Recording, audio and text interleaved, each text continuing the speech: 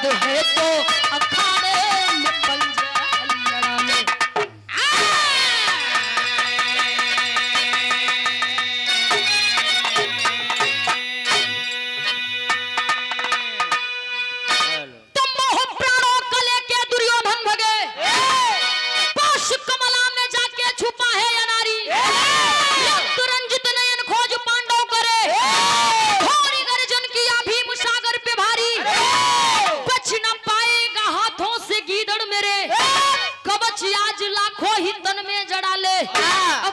कमर काल तेरा खड़ा है, मर्द है तो अखाड़े में पंजा।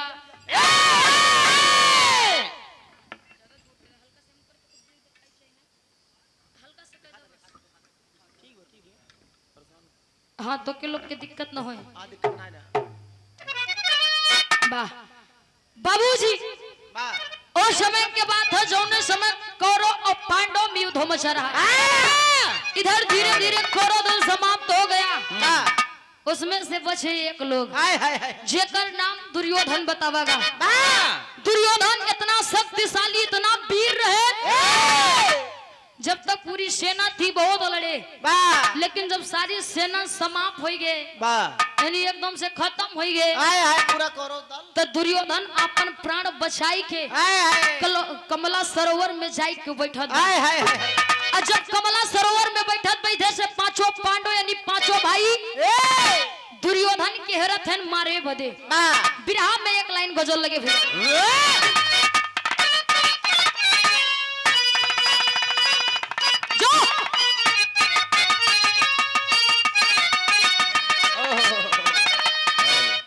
लड़की अपने सुंदरता पे घमंड करत बा। पूरा सो बढ़ा दे, उठा दे। हेलो कि भैया रे तनी सा अपने से डाउन हो जाता, हल्का सा बढ़ाई कर रखबो बकिया बढ़िया बजत भाई। उ लड़की अपने सुंदरता पे घमंड करत बा। एक लाइन उ लड़का से कहे बा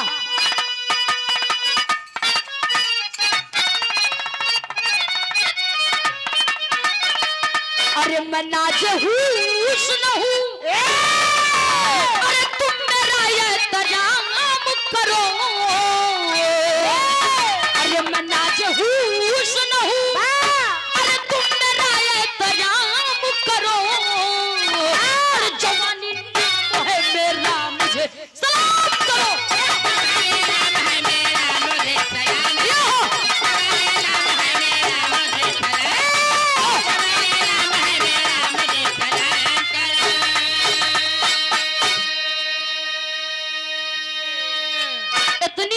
जब लड़की कहते लड़का कहे मैडम अगर तुम सुंदर हो खूबसूरत हो तुम्हें सुंदरता पे घमंड है तो हम भी किसी से कम नहीं है। हमारी बात सुनो।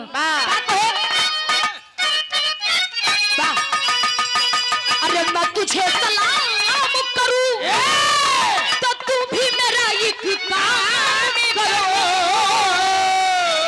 अरे मैं तुझे सलाम करूं तो तू भी मेरा एक काम करो।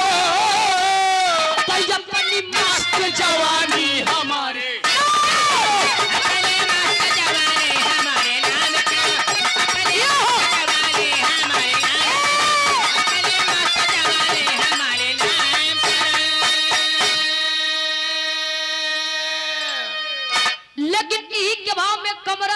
कमला सरोवर में बैठ के दुर्योधन अपने मन में विचार करत बा कहे कि लागत बा आज हमार जान बची ना। बैठ के अपने मन में विचार करे। का विचार करे बा अरे हमारी कुछ भूल से अरे गुलशन ये बर्बाद हुआ। अरे हमारी कुछ भूल अरे गुलशन ये बर्बाद हुआ। अरे जवानी जाग पड़ी जोश जिंदा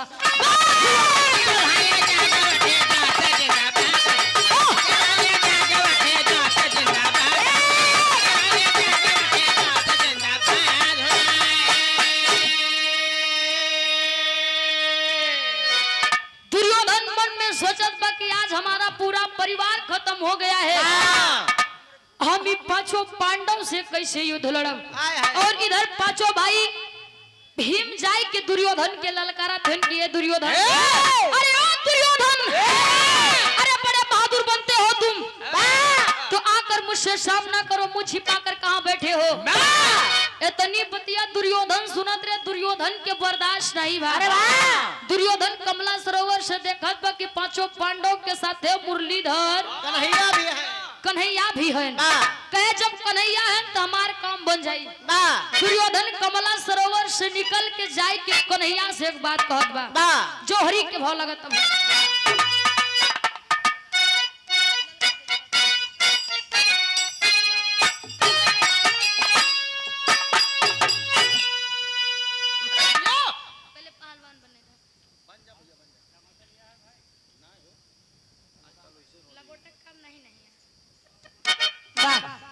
अब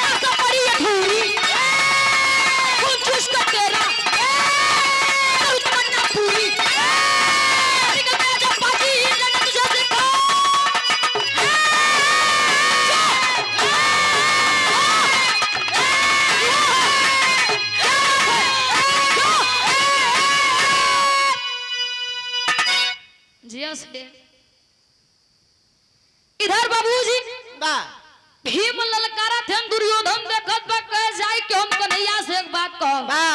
अगर वो सचमुच भगवान हुई है, मुरलीधर कन्हैया हुई है, तो हमरे बतिया के समझी है। दुर्योधन जाए के कन्हैया से एक बात कहता, बिरहा में एक लाइन तर्ज लगे। वाह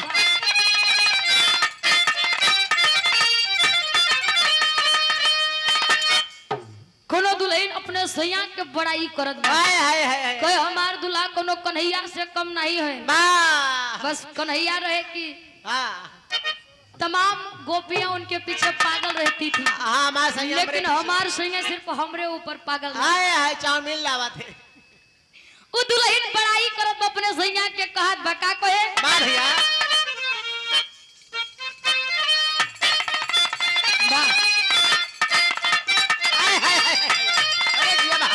मोर पिया कुंवरा कन्हैया, अरे मोर पिया कुंवरा कन्हैया, बोलावला बसुरिया बजई के। मोर पिया कुंवरा कन्हैया, बोलावला भैया, मोर पिया कुंवरा कन्हैया, बोलावला बसुरिया बजा के। मोर पिया कुंवरा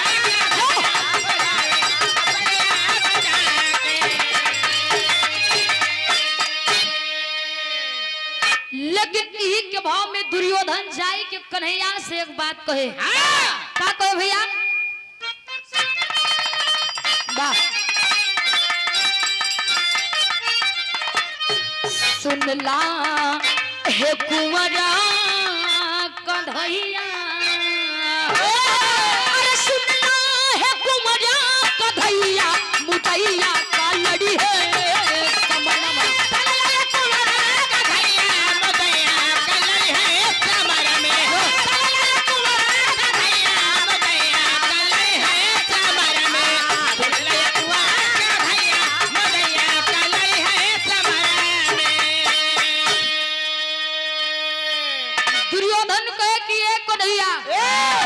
अगर तू सोचत है कि अगर चाहत है कि हम वो भीम से वो पांचों पांडव से युद्ध करी, हमार एक शर्त है। कौन शर्त भैया? अंतरे के भाव में दुर्योधन समझावता।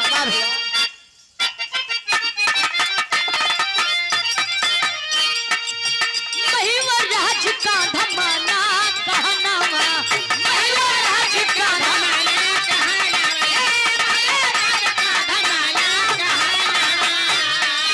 हो युवराज साथे हमरो लड़नवा हो हमरो हो युवराज साथे हमरो लड़नवा हो हमरो हो युवराज साथे हमरो लड़नवा हो हमरो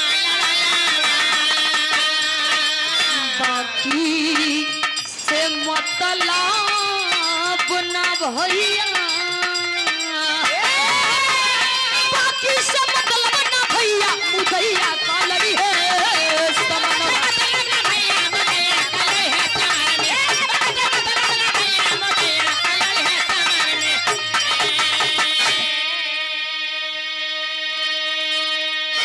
दुर्योधन कहे कि ये कन्हैया हम युद्ध तबे लड़ब बराबरी वाले हुई जब बराबर की युद्ध होई तो नहीं तो हम युद्ध न लड़ब कहे कि ये 5 जने हैं हम है अकेल ये 5 जने मिलकर जब युद्ध करिए तो कैसे युद्ध होई अगर आप चाहते हो तो धर्म का युद्ध होना चाहिए हम युद्ध खातिर तैयार रहब कहे कि हम अपने यहाँ के राजा ही युवराज ही और युवराज ही साथ युद्ध करूंगा जाय के युधिष्ठिर के कहता कि आय के हमसे युद्ध कैले हाथ मिलावे आय के हम युद्ध खातिर तैयार ही नहीं तब 5 जने मिलके अगर लड़ी है तो हम लड़ न तो धर्म का युद्ध नहीं कहलाएगा कन्हैया कहने मन शांत हो जा तू चाहत है कि तू युवराज है युवराज के साथ है युद्ध करवा तो हमारा बात सुना यहाँ के युवराज युधिष्ठिर नहीं भीम है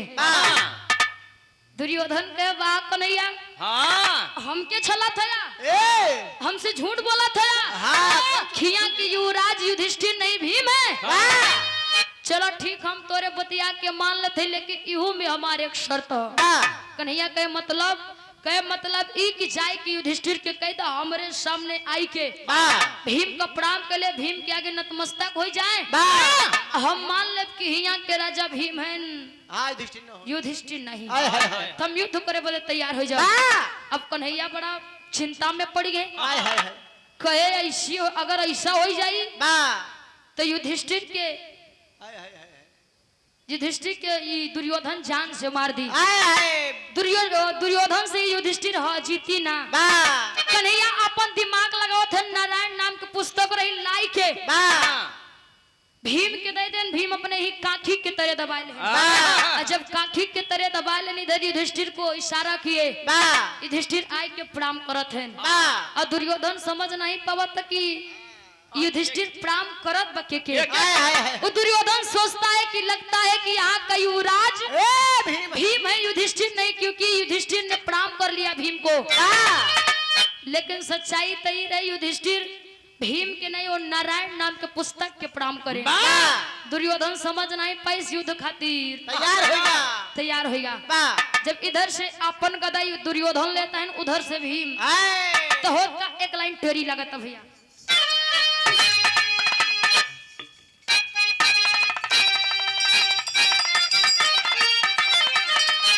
अरे खिलाड़ी तीनों जंगी या भिड़े अरे खिलाड़ी तीनों जंगी या भिड़े गदा उठा के नाहर ठोक दिया यार तालिया रे तालिया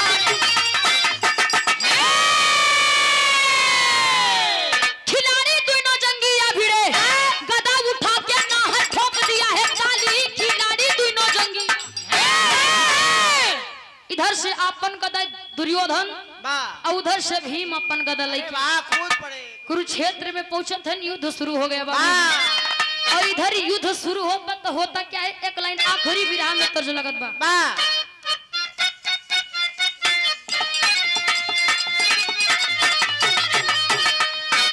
बड़ा पुरान गीत है यो गीतिया के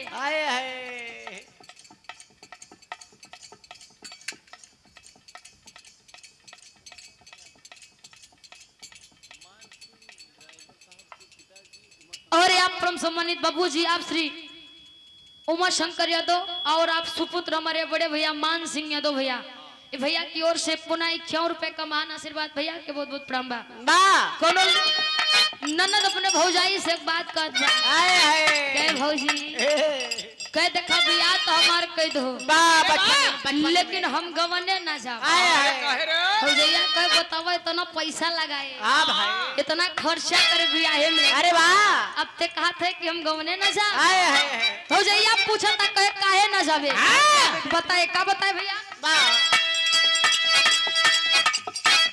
वाह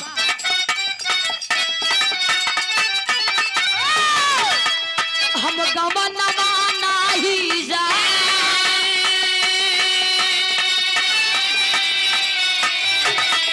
हम गवनवा नाही जा हम गवनवा नाही जा नई नई पीक लगल यही रनवा हम गवनवा नाही जा नई नई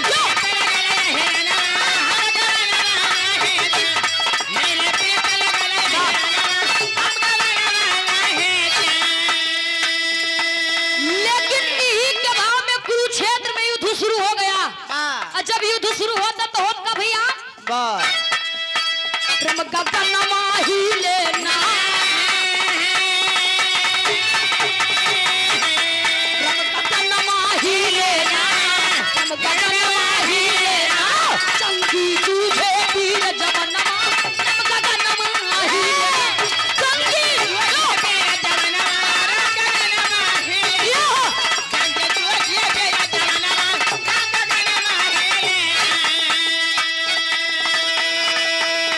तीनों चंगी जोर लगाई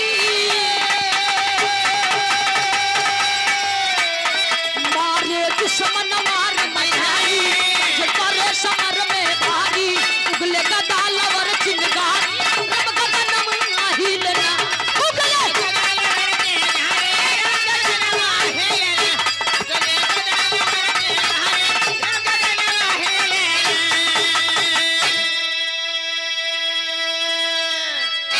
इधर बाबूजी युद्ध शुरू हो गया ना दुर्योधन भीम से कम है ना भीम दुर्योधन से कम है बराबर की युद्ध होता है भीम के गदा दुर्योधन के ऊपर दुर्योधन के गदा भीम के ऊपर एक दूसरे से कम नहीं होते भीम इधर मन में विचार करते के लागत बा दुर्योधन के हम हरा न लेकिन इधर मुरलीधर कन्हैया इशारा करते हैं कि ये भीम अगर दुर्योधन के हरावे चाहत तो दुर्योधन के जंघा पे वार करा काहे कि एकर शरीर पूरा वज्र के हो गया है बज्जर हो गयो बा आए है सिर्फ जंघा के छोड़ के जब भीम इशारा पावत हन बाबूजी अपन गदा उठाई के भीम के दुर्योधन के जंघा पे वार करत पापट के भाव लगत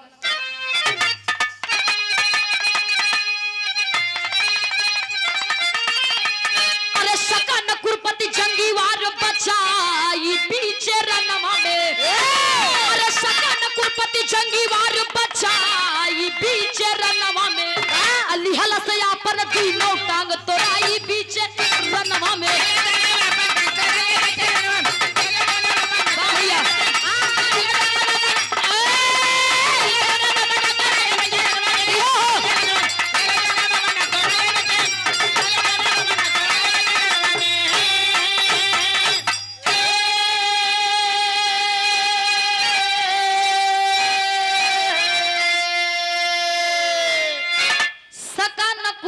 जंगी वार बचाई बीचे रनवा में अल्लीहल से अपन दुइनो टांग तोड़ाई बीचे रनवा में इधर भीम इशारा को पा करके गदा उठाकर सीधा दुर्योधन के जंघा पे वार करने लगा और जब जंघा पे वार करते दुर्योधन एकदम लाचार होई के कुरुक्षेत्र में गिर गया जब गिरा तो होत का भैया अंतरे के भाव में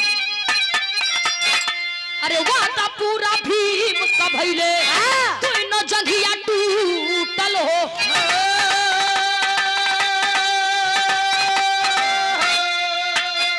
खून से कसिया द्रौपदी धोवे रहली कब से रूठल हो अरे झंडा विजय के गईले तब लहराई बीचे रनवा में अरे झंडा विजय के गईले तब लहराई बीचे रनवा में चले शिविर में पांडव संग दुराई बीचे रनवा में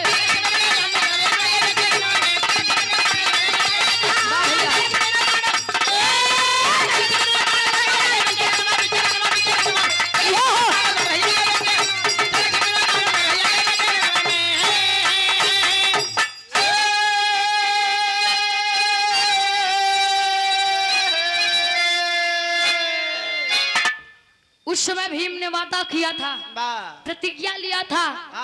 जौने समय दुर्योधन द्रौपदी के अपने जंघा पे बैठावत रहा, जुआ होत रहा तब हम प्रतिज्ञा किए रहे जब तक के दुर्योधन के जगह तोड़ब ना तब तक की प्रतिज्ञा हमार पूरा न हो। और इधर द्रौपदी का प्रतिज्ञा पूरी भय। द्रौपदी अपने मन में प्रतिज्ञा की थी कि जिस दिन जौने दिन हम दुशासन के छाती के खूने से अपनी केस धोऊ तब एक के बांधब नहीं बांधब ना। अब काहे बरे दुशासन द्रौपदी के छोटा पकड़ के घिसियावत क्यों ले जाता है। इधर भीम की प्रतिज्ञा पूरा हुआ और उधर द्रौपदी का कुरुक्षेत्र में इधर दुर्योधन दर्द से करावत बा। लेकिन इतने में होता क्या है, आल्हा के भाव लगाता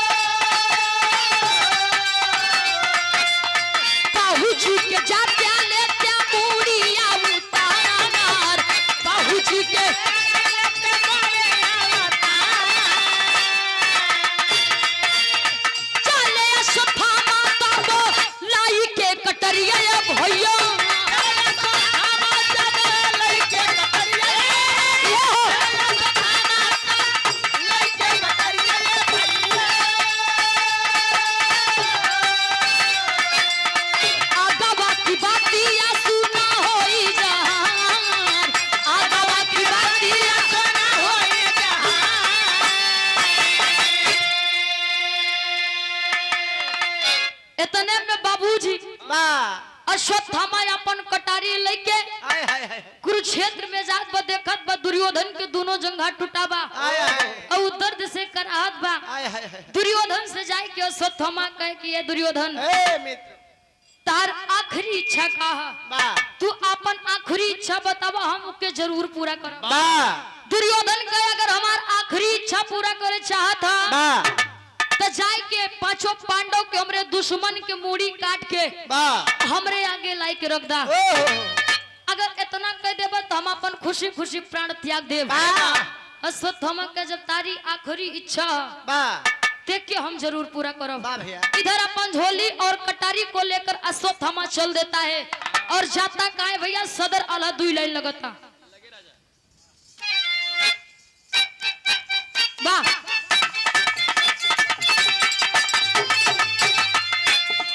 धीरे धीरे आई गई रतया धियारिया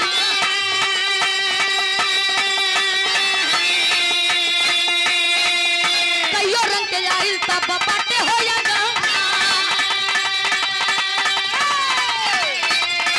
चोरी चोरी आए द्रोणा कर्ण के लल्ला नामा खेतवा को जानी गईले ए हर मुरा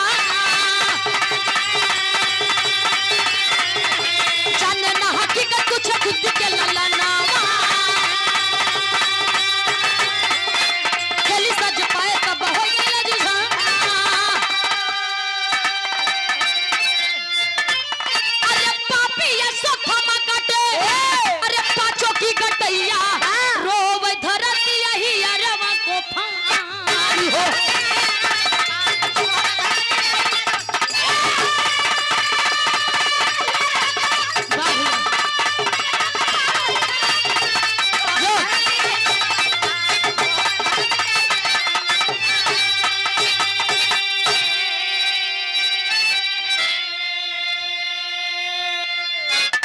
और इधर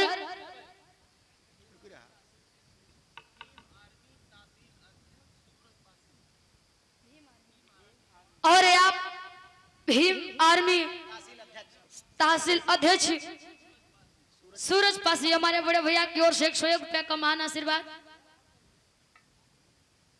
और आप परम सम्मानित हमारे गार्जियन आप श्री धर्मराज मौर्य ग्राम प्रधान रामपुर उर्फ दौलतपुर देवरा की पांव धरती से 101 रुपया का महान आशीर्वाद। गार्जियन के पांव छीन के पल के आशीर्वाद के छह। इधर धीरे धीरे रात होत बद दुर्योधन के आदेश पाई के अश्वत्थामा अपन झोली और कटारी लेके पांचों पांडव के मूड़ी काटे जात बा खेमा में। इधर पांचों पांडव जाय के खेमा में आराम से सोवत है, लेकिन बारे मुरलीधर कन्हैया इधर कन्हैया के सारी बात के जानकारी हुई है कि अश्वत्थामा आ रहा है पांचों पांडव की मूड़ी काटने। जाय के कन्हैया पांचों पांडव के जगाई के ओ जगह से हटाए दे। लेकिन बाबूजी इधर जैसे जगाई के हटावो थे इतने में पांचों पांडव के पांचों लड़का छोट छोट मासूम बच्चा खाली सेज पाई के सेजिया पे सोई गए। और जब पांचों पांडव के पांचों लड़का आई के सोवत है उस जगह पे अश्वत्थामा अंधेरी रात में आता है, देखता है कि पांचों पांडव सो रहे हैं। अनजाने में छोट छोट पांचों लड़कन के मुड़िया काट के झोलिया में भर ले। जब झोली में भरत वो लेके जात वो होत का भैया आखिरी में खड़ी के भाव लगत।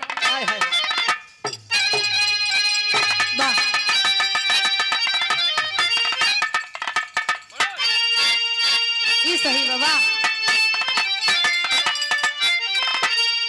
अरे द्रौपदी के गुलशन में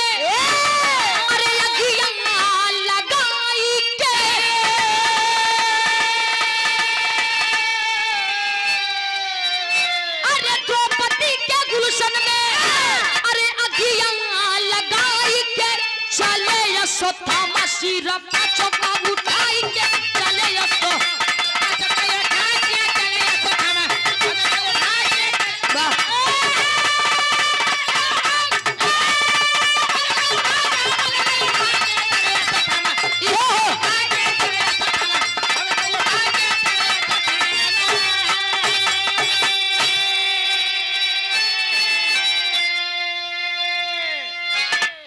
छोट लड़कन के पांचों पांडव के पांचों लड़कन के मुड़िया काट के अश्वत्थामा झोली में भर के जब लेके जात बा।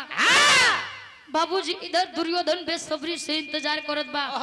और जब अश्वत्थामा के देखत कि झोली में भर के कपार लेके आवत बा तो दुर्योधन से देख के ठठाई के दुर्योधन हंसत का करे भैया अंतरे के भाव में।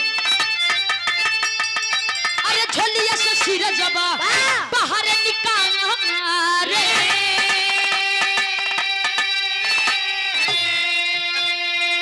दुर्योधन हाथों खाई के कपार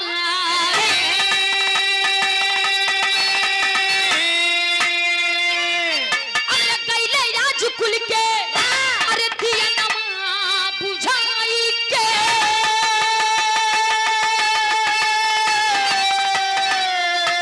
अरे गईले राज कुल के अरे दिया नमा बुझाई के चले अश्वत्थामा सिर पांचों का उठाई के चले इधर दुर्योधन दुर्योधन से देख के ठठाई के हंसत बा। और जब अश्वत्थामा झोली में कपार लेके नजदीक आवत है तो दुर्योधन कहे कि अश्वत्थामा आज तू हमार सपना पूरा कर दा। भले आज हमार परिवार हमरे साथे नहीं बा लेकिन जो हमार सपना रहे हमरे पांचों पांडव के हमरे दुश्मन के मूड़ी काट ला है। क्या बात है। और आदरणीय परम पूज्य परम देव परम सम्मानित हमारे गार्जियन हमारे धर्म के बड़े भैया आप आलोक यादव प्रधान पद के प्रत्याशी हमारे बड़का भैया की ओर से पुनः 101 रुपया का महान आशीर्वाद। बहुत बहुत प्रणाम भैया के। इधर दुर्योधन के जब इतना कह दे एक काम हमारी और कह दा कई झोलिया से हमारे दुश्मन को मुड़िया निकाल के बहरे रख दा। हम आखिरी बार देखे चाहत है अश्वत्थामा कहे में कौन सा बड़ी बात है। और जैसे झोली से वो कपार निकाल के बहरे रखत है दुर्योधन देखते मन मुड़े पे हाथ दे के फफक के रोवत बा।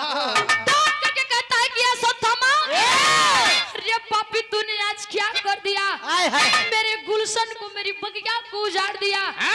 अरे मेरी दुश्मनी पांचों पांडव से थी, हाय हाय ना कि पांचों पांडव की छोट छोट मासूम लड़कन से। हाय हाय अरे पापी तू आज का कोई दे, मैं तुम्हें कभी माफ नहीं करूंगा। हाय हाय हाय दुर्योधन मुड़े पे हाथ धर के फफक के रोवत बा। और दुर्योधन के एक वरदान मिला रहे। का भैया का वरदान मिला रहे? लास्ट बंदे का नाम। अरे हर्ष और विषाद दोनों सथवा में छाए,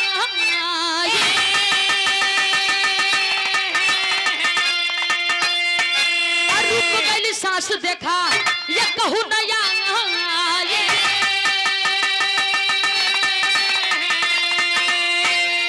अरे मरल बा दुर्योधनिया, अरे सबके मुआई के।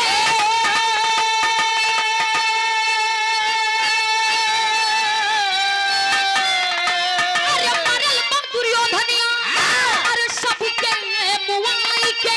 चले यशोत्थामा सिर पांचों का उठाई के, चले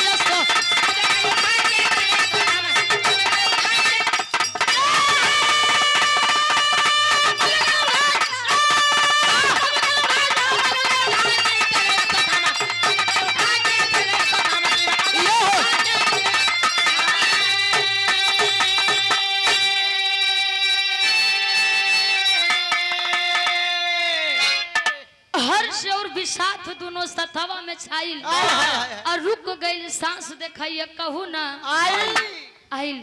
दुर्योधन के वरदान मिला रहा कि हर्ष और विषाद यानी सुख और दुख जब साथे मिली तबे मृत्यु हुई। प्राण निखरी शरीर से। दुर्योधन जब झोली में कपार लेके अवध देखा तो ठठाई के हंसा हो। जब वो झोली से कपार निकाल के बहरे रखे तुरंत दुखी हो तो दुर्योधन मुड़े पे हाथ धोई के फफक के रोए। गम में डूब गया। यानी पहले खुशी मिली फिर बाद में दुख मिला। दुख। हर्ष और विषाद दोनों साथ मिला। इधर दुर्योधन के शरीर से प्राण निकल गया और उधर धर्मराज युधिष्ठिर राज सिंहासन पर विराजमान हुए। गद्दी पे बैठ गए लेकिन उनके राज सिंहासन पे मन नहीं लगत रहे। भैया जब राज सिंहासन पे मन नहीं लगत रहे, कन्हैया से बात पूछे। कन्हैया कहे कि अपने पूरे परिवार के लिए कौरव के पिंडदान करा। और जब तक पिंडदान न करवा तब तक इस सिंहासन पे मन न लगे। कहे भले तार दुश्मन रहे लेकिन रहे तो तार परिवार। इधर धर्मराज युधिष्ठिर जी पांचों भाई मिलकर कौरव का पिंडदान करते हैं और राज सिंहासन पर विराजमान होते हैं और अपना हस्तिनापुर को चलाने लगते हैं। जैसे कि आज हमारे भैया देखा बेटवा में कईयों बेटवा होते, पूत कपूत सपूत। जेकर बढ़िया बेटवा मिल गए जान लो कर जिंदगी उधार बा। नहीं तो 100% में से 50% देखे। पानी ना काका मेरा रू एक अखर कह दी कि हमके चला बनारस घुमा दे या इलाहाबाद घुमा दे, संगम नहवा दे तो उनके तुरंत टाइम रही पैसा वही जाए। लेकिन अगर माई बाबू का थन के बेटवा बीमार है तनी चला दवाई कराए दे बाहरिया से। एक लोटा पानी पिया दे तो उनके पास टाइम नहीं बा। चला ले कहीं बूढ़ा एक लोटा पानी पावत है, खाना पावत है। उतने बहुत बैसी है कि अगर बोलबा तो जान ला बुढ़ाई बारी बहुत गति हो जाए। कितना लड़का तो होते देखी थी भैया मतारी बाप को मारा थे। ये सच्चाई आंखी के देखा बतावा बात है। लेकिन ऐसा नहीं करना चाहिए। बाबूजी माई बाबू के चरणों में चारों धाम होता है।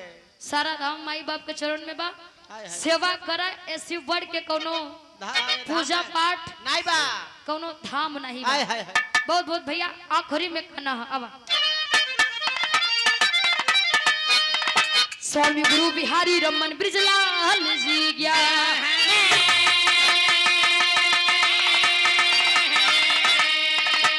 अरे कभी जय प्रसाद की दहीने, अरे दुर्गा जी महारानी हो।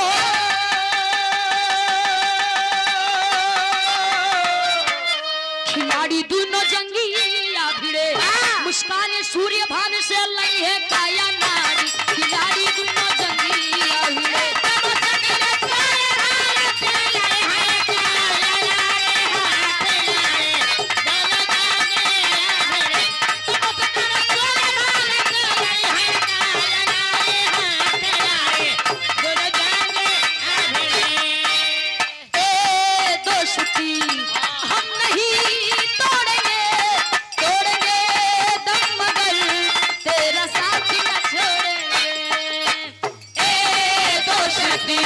हम नहीं तोड़ेंगे तोड़ेंगे दम मगर तेरा साथ ना छोड़ेंगे ए दोस्त हम नहीं तोड़ेंगे तोड़ेंगे दम मगर तेरा साथ ना छोड़ेंगे